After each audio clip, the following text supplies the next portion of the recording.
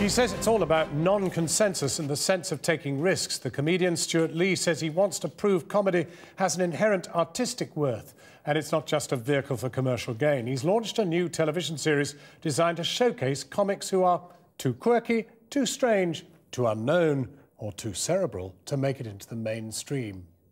I'm the kind of buddy that likes more excitement than that. What? Boats sailing down a river, oh, that's not very exciting at all, no.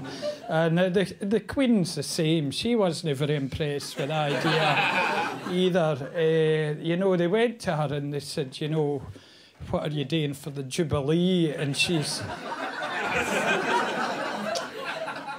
And what she wanted to do was just stay in the house. And Stewart Lee joins us now. You're an elitist, that's what you are. You just think the common hoi polloi. No, quite the opposite. I mean, that was a lot of the common hoi polloi in that clip. I think it's sort of been glossed a bit, what I was saying in your intro, but I think the important thing is that comedy's become such a big business now that a lot of the promotion of particular sorts of people tends to be about what sales figures they turned over, what size venues they did.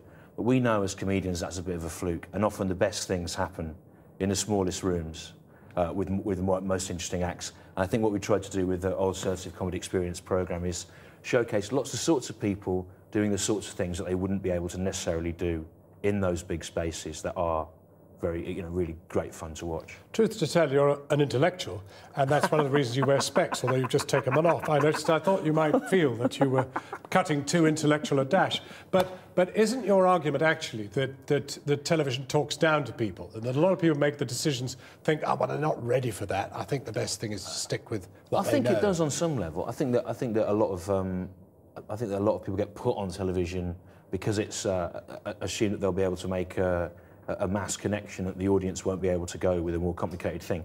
But if you think back to Dave Allen, before the big division of alternative comedy, Missing finger. He was someone who held an audience's attention with no gimmicks, and his assumption was that everyone would sit and listen to it, and they did. But actually, there's something worse in your argument, which is that you think there's a bit of a stitch-up going on, that in actual fact, these big comedians who dominate the game shows and the rest of it have their own companies and keep their own people that they employ. This has sort of grown out of a point that I made in an interview in The Independent, which was illustrated by some pie charts that weren't entirely relevant to what I said. But certainly there are two main... But we love a pie chart. I know, yeah, it makes it look a very, very authoritative piece. Certainly there's a couple of big production companies that make most of the stand-up shows for television, and some of their shows that they make do favour a majority of acts that they also represent.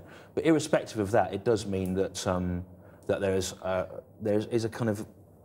a certain aesthetic deciding who we get to see, and whereas the range of acts on the Alternative Comedy Experience is much more varied than you would see from really cerebral acts to incredibly stupid acts, from things on the right politically and on the left politically, from really clever things to really dumb things. But here we are in a recession. Yeah. You know, there is a terrible lack of edge going. I mean, there's nothing like that was the week that was, or, well, even what you get on radio in the Now Show, for example.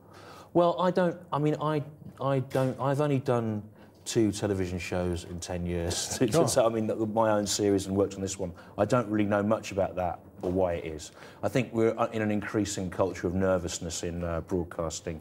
And although I don't like equating the idea of controversial content with inherent worth, there are certainly things on Alternative Comedy Experience that we wouldn't have been able to do on Channel 4 or BBC 2, yeah. Stewart Lee, thank you very much indeed for joining us. We'll watch that digital offering and see what happens. Thanks a lot.